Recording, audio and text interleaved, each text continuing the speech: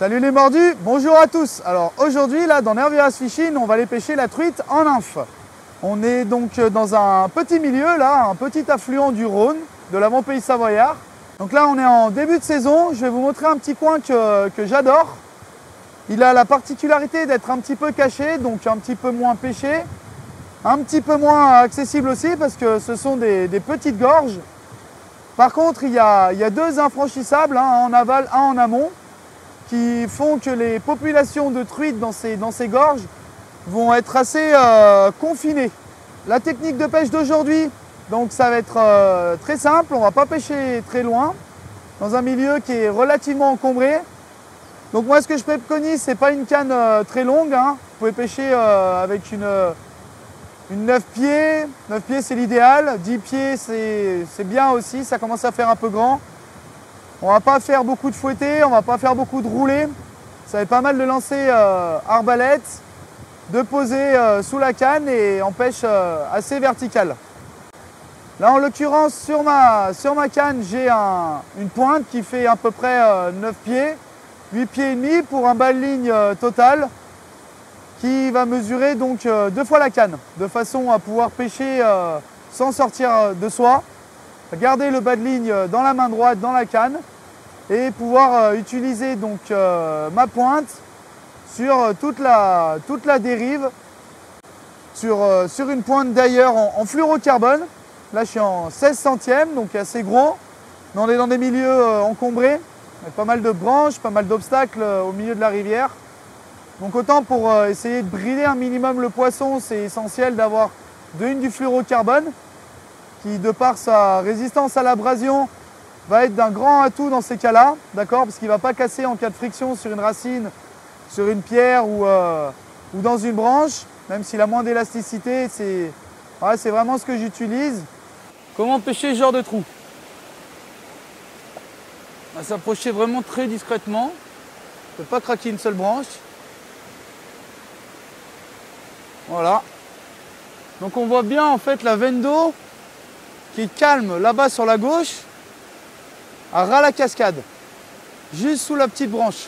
Donc on va essayer de faire partir notre nymphe dedans pour qu'elle prenne la veine d'eau côté nous et qu'elle revienne tout doucement dans le calme qu'on a là.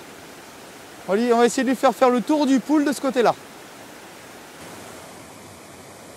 Donc le lancer arbalète, on prend l'hameçon entre les deux doigts. On laisse dépasser si on a des gants. On sort le maximum du bas de ligne. Ouvert la tête, on ne met pas trop la canne vers le bas pour éviter de la taper sur un rocher. On vise. Hop, ça passe. Voilà, et on fait la dérive tout doucement. On garde le bras assez haut. Une dérive naturelle. Maintenant, elle prend le courant tout doucement. Elle est un peu plombée parce qu'on le voit, les insectes sont pas hyper réveillés.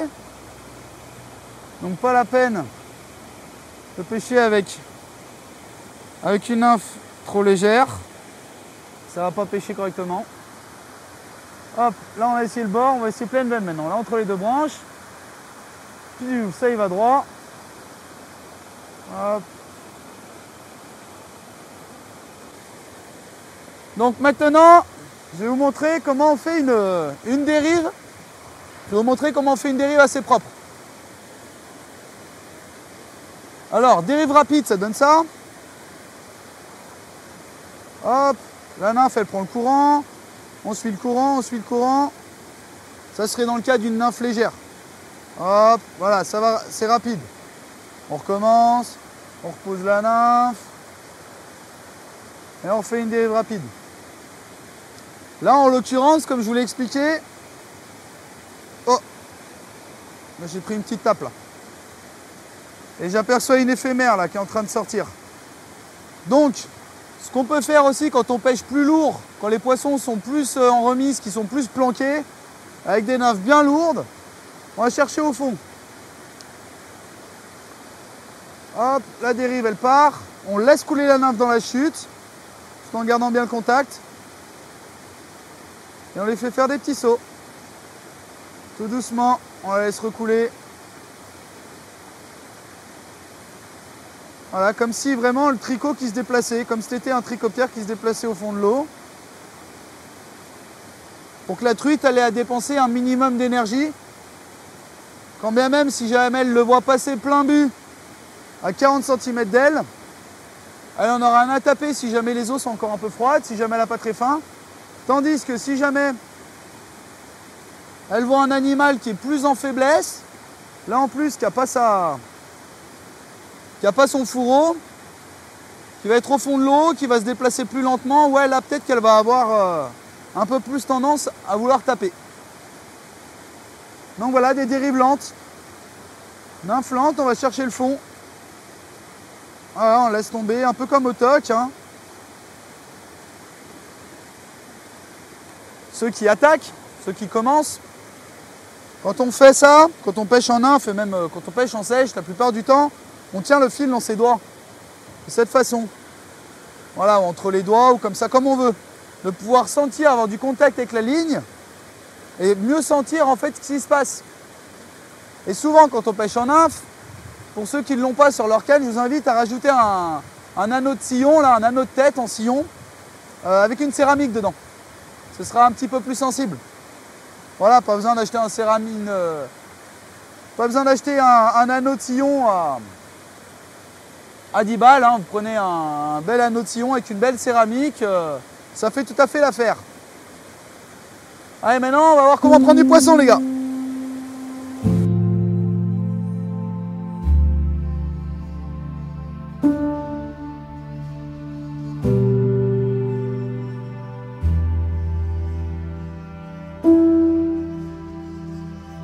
Alors, voilà, là on a le premier gros trou, vous voyez, juste derrière moi.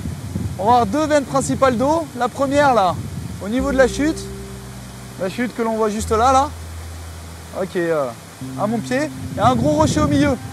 Donc nous, notre but, ça va être d'aller chercher là, le remous qui est au pied du gros rocher, là qu'on voit.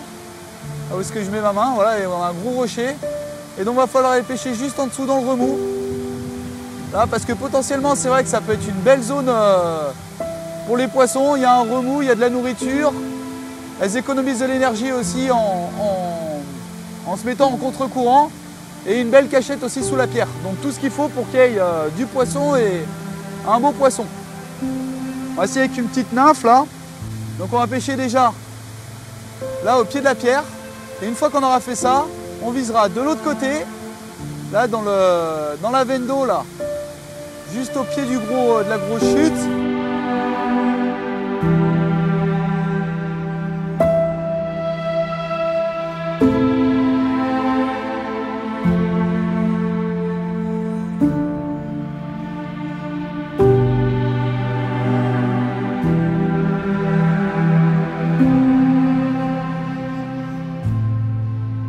En espérant que tout ça, ça vous aura bien servi.